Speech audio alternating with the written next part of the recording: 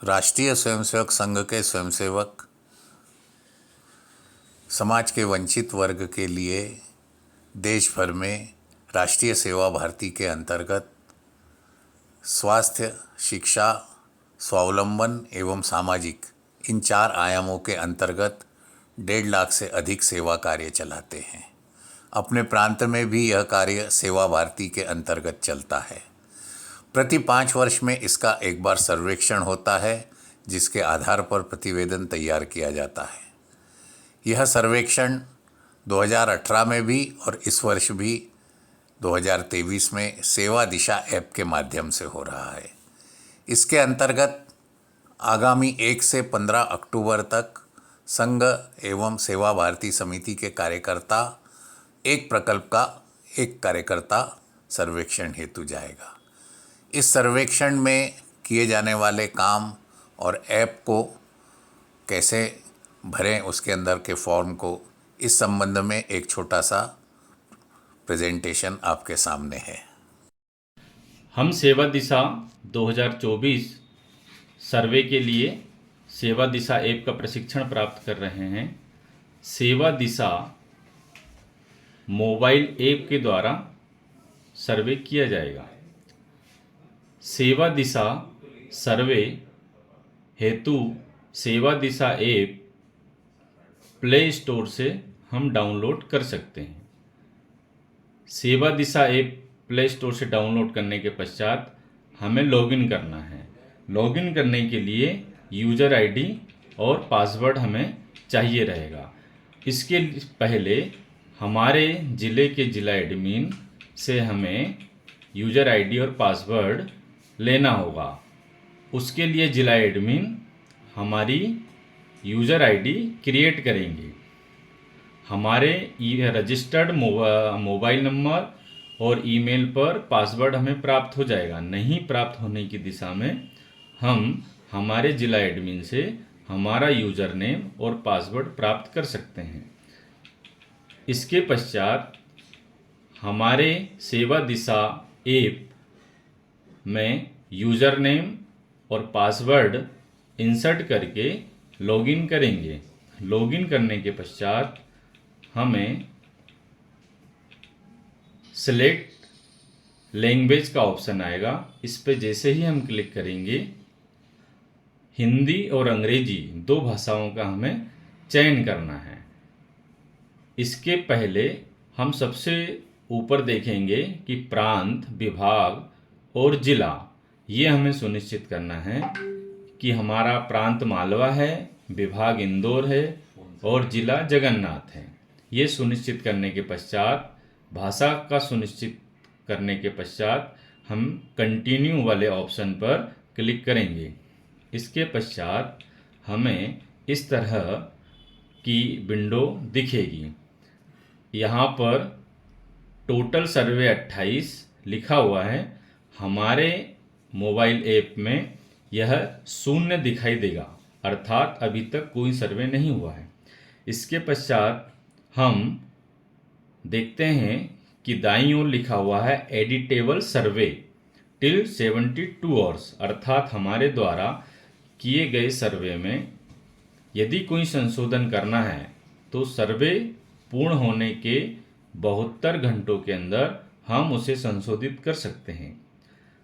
नीचे blue line में start सर्वे लिखा हुआ है। जैसे ही हम सर्वे प्रारंभ करेंगे तो अगली विंडो हमें इस तरह की दिखेगी। इसमें भौगोलिक जानकारी लिखी हुई है।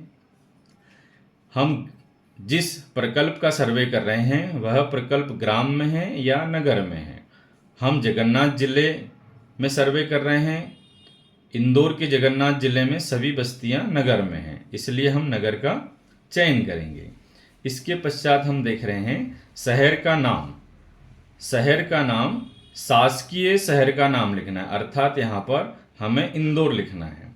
संघ नगर का नाम लिखना है, अर्थात संघ ने क्या नाम दिया है उस नगर का वो लिखना है। उदाहरण के लिए शिवाजी नगर।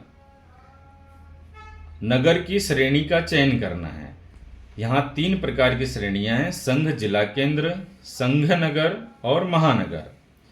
चूंकि हम इंदौर के जगन्नाथ जिले का सर्वे कर रहे हैं, इसलिए हम महानगर का चयन करेंगे। इसके पश्चात सबसे अंतिम सेवा कार्य स्थान का नाम, तो उस बस्ती का हमें नाम लिखना है। उदाहरण के लिए शिवाजी नगर में समता नगर का हम चयन कर रहे हैं, तो हमने समता नगर लिखा। फिर नीचे लिखा है सेव एंड कंटिन्यू। सेव और कंटिन्यू जैसे ही हमने किया, अगली विंडो हमारे ऐप पे इस प्रकार की ओपन होगी। सेवा कार्य के प्रकार, आयाम का चयन। उदाहरण के लिए हम बाल संस्कार केंद्र का सर्वे कर रहे हैं। बाल संस्कार केंद्र शिक्षा आयाम के तहत आता है। हमें किस आयाम के तहत प्रकल्प संचालित है, इसकी जानकारी होना ही चाहिए, और नहीं होने की स्थिति में हम पूर्णकालिक या प्रकल्प संचालक या जिला सेवा प्रमुख से ये जानकारी प्राप्त कर सकते हैं। इसके पश्चात सेवा कार्य का चयन करें। सेवा कार्य का चयन, जैसा कि बताया, हम बाल संस्कार केंद्र का सर्वे कर रहे हैं, तो सबसे जैसे ही हम यहाँ पर ड्रॉप डाउन करेंगे, हमारे ऐप में सभी प्रकार के सेवा कार्यों की सूची ओपन हो जाएगी। उसमें से हम बाल संस्कार केंद्र का चयन कर लेंगे। किशोरी विकास केंद्र है, छात्रावास है, तो वो प्रकल्प की सूची भी उसमें दिखेगी, हम वहाँ से सेलेक्ट कर सकते हैं। इसके पश्चात अगला बिंदु है सेवा संस्था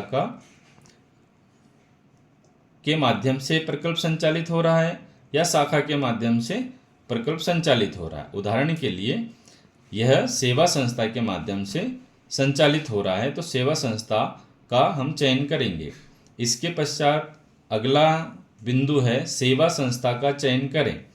जैसे ही हम ड्रॉप डाउन पर क्लिक करेंगे, हमारे ज़िले में जितनी भी संस्थाएं हैं उन सभी संस्थाओं का नाम आ जाएगा। प्रांत में भी जितनी संस्थाएं हैं सारी संस्थाओं का नाम आ जाएगा। हमारे ज़िले में कौन सी संस्था सेवा प्रकल्प का संचालन करती है उसका नाम हमें यहाँ पर देखना होगा। उदाहरण के लिए जगन्नाथ जिले में सारे प्रकल्पों का संचालन सेवा भारती शिक्षा समिति इंदौर करती है। सेवा भारती शिक्षा समिति इंदौर का चयन करने के बाद में सेवा कार्य का हमें नाम लिखना है। उदाहरण के लिए हमने नाम लिखा शिवाजी बाल संस्कार केंद्र। अब ये शिवाजी बाल संस्कार केंद्र का आरंभ का वर्ष, अगला विकल्प है आरंभ का वर्ष। जैसे ही हमने उस पर क्लिक किया, सन आ जाएगा कि वो 2020 से चल रहा है या 21 से चल रहा है। जब से भी वह संचालित है उसका वर्ष का चयन करेंगे। फिर इसके बाद में सुरक्षित करें और आगे बढ़ें। इसके पश्चात हमें जो जानकारी प्राप्त होगी वो सेवा कार्यकर्ता की संख्या। इसमें जैसा आप देख रहे हैं कि वेतनिक कार्यकर्ता या मानदेय कार्यकर्ता, इसमें लिखा है पुरुष या महिला और कुल योग। उस प्रकल्प का संचालन कोई पुरुष कर रहा है या महिला कर रहा है तो उसकी संख्या लिखना है। पुरुष, उदाहरण के लिए वहाँ पर कोई उस प्रकल्प का संचालन दीदी कर रही है तो पुरुष में 0 आएगा, महिला में 1 आ जाएगा। फिर स्वयंसेवी या अवेतनिक जो भी कार्यकर्ता उस प्रकल्प का सहयोग करता है तो उसका नाम आ जाएगा। उदाहरण के लिए पुरुष 0 है और महिला 2 महिलाएं स्वयंसेवी सहयोगी हैं। इसके बाद में इस केंद्र की स्थानीय संचालन समिति में 4 पुरुष कार्यकर्ता हैं, 2 महिला कार्यकर्ता हैं, कुल योग स्वतः ही 6 आ जाएगा। स्वयंसेवी या अवैतनिक कार्यकर्ता या केंद्र की स्थानीय संचालन समिति में कितने सदस्य हैं इसकी जानकारी हमें प्रकल्प संचालक से प्राप्त हो जाएगी। अगला विकल्प है आवृत्ति का चयन करें। जैसे ही हम आवृत्ति के चयन के ड्रॉप डाउन पर क्लिक करेंगे 2 प्रकार के विकल्प आएंगे, दैनिक और साप्ताहिक। बाल संस्कार केंद्र दैनिक है या साप्ताहिक है, हम प्रकल्प संचालक से जानकारी ले सकते हैं। इसमें दैनिक का हम चयन करेंगे। दैनिक का चयन करने के पश्चात अगला विकल्प है इस वर्ष लाभार्थियों की संख्या, अर्थात इस वर्ष कितने बालक या बालिका इस प्रकल्प में आ रहे हैं। इस प्रकल्प में उदाहरण के लिए 12 बालक आ रहे हैं और 10 बालिकाएं आ रही हैं, तो इसमें 12 बालक और 10 बालिकाओं की संख्या लिखना है। जैसा कि आप सभी जानते हैं, बाल संस्कार केंद्र में सिर्फ बालक और बालिकाएं ही आ रहे हैं, इसलिए हम बालक बालिकाओं की संख्या लिखेंगे। पुरुष और महिला 0। इसके पश्चात अगला विकल्प है प्रारंभ से लाभार्थियों की कुल संख्या।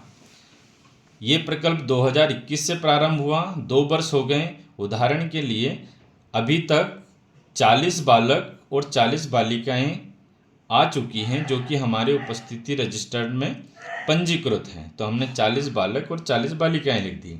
जैसा कि हम सभी जानते हैं, बाल संस्कार केंद्र में पुरुष और महिलाएं नहीं आते हैं, इसलिए हम 0 लिखेंगे। सारे विकल्पों का उत्तर देना अनिवार्य है, यदि पुरुष और महिला नहीं आते हैं तो 0 लिखना है। इसके पश्चात जैसा आप देख पा रहे हैं यहाँ पर लिखा हुआ है अधिकतम लाभार्थी किस स्थान से आते हैं। अधिकतम लाभार्थी सेवा बस्ती, सामान्य बस्ती या जनजाति क्षेत्र। यहाँ पर 3 विकल्प हैं, इसमें से एक विकल्प का चयन करना है। उदाहरण के लिए सभी बच्चे सेवा बस्ती से आ रहे हैं, तो सेवा बस्ती का हमें चयन करना है। इसके पश्चात हम सेव और कंटिन्यू करेंगे तो आगे की जो जानकारी है उसमें सेवा कार्यकर्ता की संपर्क जानकारी का वर्णन देना है। इसमें प्रश्न है इस प्रकल्प के संपर्क व्यक्ति, कोष्टक में लिखा हुआ है प्रथम व्यक्ति, अर्थात इसमें प्रकल्प संचालक की हमें जानकारी लिखनी है। व्यक्ति का नाम दर्ज करें। उदाहरण के लिए यहाँ पर प्रकल्प संचालक कोई दीदी हैं, दीदी का हमने नाम लिखना है। उनका मोबाइल नंबर लिखना है। मोबाइल नंबर लिखना जरूरी है, ईमेल की अनिवार्यता नहीं है। इसके बाद में इस प्रकल्प के संपर्क व्यक्ति द्वितीय व्यक्ति का इसमें नाम लिखना है। द्वितीय व्यक्ति अर्थात उस प्रकल्प समिति का स्वयंसेवी कार्यकर्ता या प्रकल्प समिति का सदस्य, उसका हमें नाम लिखना है। मोबाइल नंबर जरूर लिखना है। मोबाइल नंबर की अनिवार्यता है, ईमेल की कोई अनिवार्यता नहीं है। इसके बाद में इसमें हमें दिख नहीं रहा है, किंतु हम ऐप जब ओपन करेंगे तो उसमें देखेंगे, इसमें लिखा हुआ है निकटतम संघ शाखा का नाम या मिलन का नाम। तो हमारे उस प्रकल्प के नज़दीक में कौन सी शाखा लगती है, उस शाखा का हमें पूरा नाम लिखना है। इसके बाद में उसी में लिखा हुआ है सेवा कार्य की उपलब्धि। तो सेवा कार्य की उपलब्धि में न्यूनतम 3 बिंदु देना है, आदर्श स्थिति 5 या 5 से अधिक बिंदु इसमें लिखना है। ऐसा हमें नहीं लिखना है कि ये बहुत सुंदर कार्य है, बहुत अच्छा सराहनीय काम चल रहा है, और उसका उपलब्धि के बिंदु देना है। जैसे ये बाल संस्कार केंद्र है तो इसमें शिक्षा के स्तर में उन्नति हुई है, बालकों के संस्कार में उन्नति हुई है, इस तरह के बिंदु का उल्लेख करना है। इसके पश्चात हमें इस प्रकल्प की संपूर्ण जानकारी इसमें एडिट करके और फिर सर्वेक्षण की छवि का इसमें चयन करना है। 2 प्रकार की छवि हमें देनी है फोटो। पहला, प्रकल्प के मुख्य द्वार की फोटो हमें इसमें लगानी है, जिसमें कि प्रकल्प का नाम पट हो, जिसे हम बोर्ड कहते हैं, जिसमें प्रकल्प का नाम और उसे प्रकल्प को संचालित करने वाली संस्था का नाम, उसके साथ में एक सेल्फी या फोटो हमें लेना है। दूसरा फोटो संचालित प्रकल्प का, प्रकल्प संचालक और सेवी दोनों ही उसमें सम्मिलित हो, ऐसा फोटो हमें खींच करके सर्वेक्षण सबमिट करें। अंतिम ऑप्शन पे क्लिक करना है, ये सर्वेक्षण स्वतः ही सबमिट हो जाएगा। धन्यवाद। स्टार्ट। प्रशिक्षण में कुछ बातों का हमें ध्यान रखना है। पहला कि यह ऐप जीपीएस सिस्टम से अटैच है। हम प्रकल्प में जाकर के ही लॉगिन करें ताकि वहाँ पर जीपीएस के माध्यम से वो लोकेशन ट्रेस करेगा और जीपीएस का एड्रेस स्वतः ही ऐप ले लेगा। इसके पश्चात यह सर्वेक्षण पूर्ण होने के पश्चात यदि हमें बाद में ध्यान में आता है कि इसमें कोई जानकारी छूट गई है या कुछ जोड़ना है, तो इसके लिए एक इसमें लॉगिन करते समय 72 घंटे में संपादित करें ऐसा एक ऑप्शन है, उस पर हम क्लिक करेंगे। उसमें संपादित करें ऐसा विकल्प आएगा, उस पर क्लिक करके हमें जो भी जानकारी संशोधित करनी है, जोड़नी है, कम करनी है, वो हम कर सकते हैं। धन्यवाद। तो ये थी प्रशिक्षण संबंधी तकनीकी जानकारियां। अब 2-3 छोटी छोटी बातें और। एक तो हमें प्रकल्प स्थान पर और उस बस्ती में कम से कम 1 घंटा बिताना है। सर्वेक्षण तो 5-10 मिनट का ही काम है, लेकिन हमें कुछ समय वहाँ पर जो बच्चे हैं उनसे बातचीत, कुछ समय आसपास के कुछ समिति के लोगों से, प्रकल्प संचालक से मिलना, बातचीत करना, इसमें लगाना है। दूसरा, हम प्रकल्प देखने अपने साथ कम से कम 2-3 लोगों को लेकर जाएं, जिसमें 1 या 2 मातृशक्ति भी हो, ताकि वहाँ पर की मातृशक्ति से उनका संवाद हो सके। तीसरा सबसे महत्व का है कि हम वहाँ पर एक अपनेपन का भाव लेकर जा रहे हैं। हमें कोई आश्वासन भी नहीं देना है और एक अधिकारी या इंस्पेक्टर बनकर भी नहीं जाना है। हमारा ही काम है, हम कैसे उसको और अच्छा कर सकते हैं, उनको इतनी मानसिक मनोबल उनका बढ़े, इस ढंग से बात करके और हमें आना है।